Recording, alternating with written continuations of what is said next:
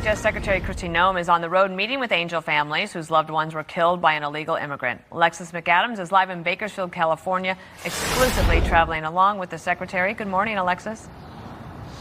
Dana, good morning. And as you just saw there in that ad, right, it's almost like two different worlds depending on who you talk to about immigration when you're in the country. When we've been traveling here with the DHS secretary, we know how the angel families feel when they sit down with her and talk about ICE. And those families say as the years go by, the tears keep flowing and it doesn't get any easier, especially when they saw so many people crossing over the border and then watch those protesters, Dana, across the country calling ICE the Gestapo and saying, release our neighbors. So it's different situations depending who you talk to. This is who we visited with while we're out here in California with the DHS Secretary Kristi Noem on the ground.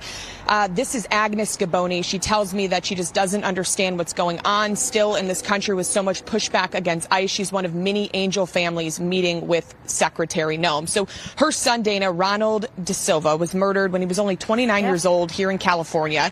He was shot and killed by a gang member who DHS says has already been deported once but returned to the country again. Listen. After my son died, I celebrate his birthday for the past almost 24 years at a cemetery. I sing happy birthday for him at a cold stone on the ground. I cannot buy him a gift. I cannot buy him a present. So through tears, she says that she's trying to figure out how protesters across the United States are going after ICE and slamming law enforcement for really just doing their job, enforcing immigration law that's been on the books for decades, asking what's going on in the streets and why people are pushing back, because she says it doesn't make sense to her. Noem says she knows about the recent criticism coming from both Republicans and Democrats and says she's going to do her job because of these angel families.